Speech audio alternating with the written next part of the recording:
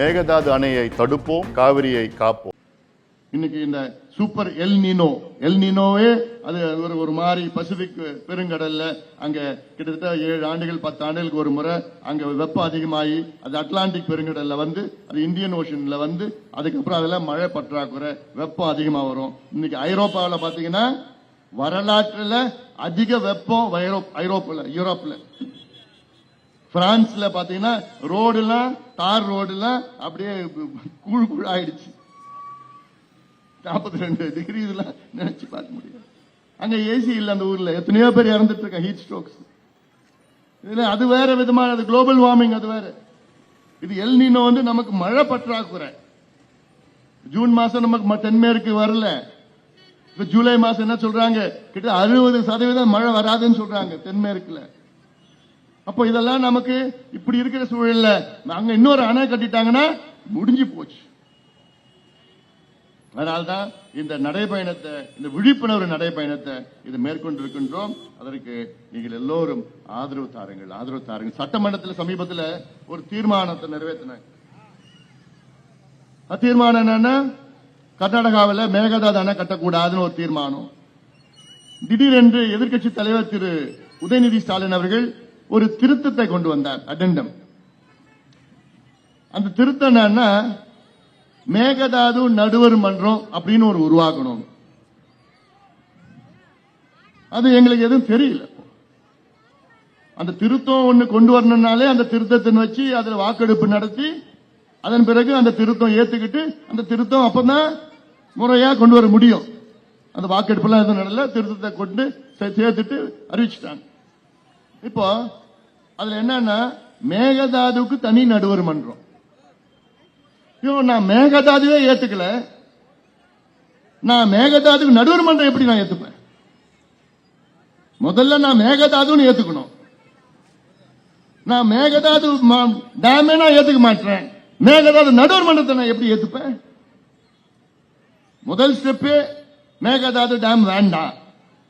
நீங்க எதுக்கு 2வது ஸ்டெப் போறீங்க?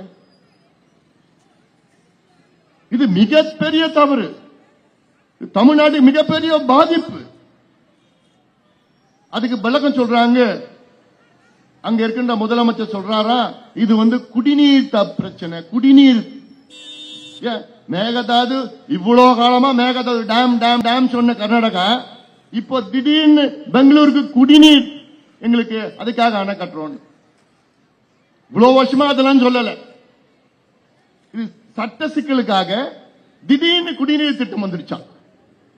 அது குடிநீர் வந்து 70 டிஎம்சி கட்ட போறாங்க. குடிநீருக்கு அவங்களுக்கு தேவை 10 டிஎம்சி, ஏற்கனவே 5 வருது, அதுக்கு 70 டிஎம்சி. அத தமிழக அரசு அதை ஏத்துக்கிறாங்க. அவங்க குடிநீர் திட்டம் சொல்றாங்க. அதனால மேகதாது நடுவர் மன்றம் இது மிகப்பெரிய பிரச்சனையா இருக்கும். இந்த மேகதாது நடுவர் மன்றம் யார் கோரிக்கை வைக்கணும் தெரியுமா? கர்நாடக அரசு. யார் வச்சிருக்கிறா? தமிழக அரசு. நான் கேட்கிறேன், நாளைக்கு கர்நாடக அரசு சரி தமிழ்நாட்டில் தீர்மானம் கொண்டு வந்துட்டாங்க மேகதாது நடுவர் மன்றம், நாங்களும் அதை ஏத்துக்கிறோம் சொல்லுவாங்க. இப்ப என்ன பண்ணுவீங்க? நடுவர் மன்றம் அமைப்பீங்களா? அப்படி நடுவர் மன்றம் அமைச்சு அது நடுவர் மன்றத்தில் யார் வருவா?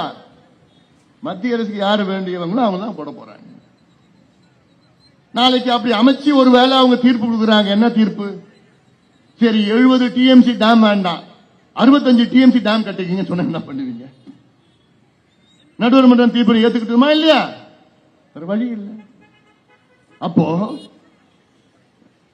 மேகதாதுவே எனக்கு வேண்டாம், ஆனா மேகதாது நடுவர் மன்றம் எனக்கு வேணுமா? அதனால இது நிச்சயமா தமிழ்நாட்டுக்கு மிகப்பெரிய ஒரு பிரச்சனை. தமிழக அரசு அந்த தீர்மானத்தை திரும்ப பெற்று வருகின்ற நிதிநிலை கூட்டத்தொடர் பட்ஜெட் செஷன் அதுல அந்த தீர்மானத்தை திருத்தி அதை மீண்டும் அதை கொண்டு வர வேண்டும். தீர்மானம் போறதுனால ஒன்னும் ஆக போறதில்லை. எத்தனையோ தீர்மானம் நம்ம 50 வருஷமா பார்த்துட்டு இருக்கிறோம். சட்டசபையில தீர்மானம் போட்டேன், கச்சத்தீவை மீட்டெடுப்போம். தீர்மானம் எங்க? கச்சத்தீவை மீட்டு சட்டசபையில தீர்மானம். அதை யாராவது மதிக்கிறாங்களா? அவ்வளவுதான். அது பேசி வாதம் பண்ணி வீரவசனம் பேசி கீசி தீர்மானம் நிறைவேற்றப்பட்டது. தீர்வு 0. தீர்வு இல்ல, ஒண்ணு வராது. அதனால இதெல்லாம் நீங்கள் புரிந்து கொள்ள தெரிந்து கொள்ள வேண்டும் என்ற நோக்கத்தில் தான் இந்த நடைபயணத்தை மேற்கொண்டு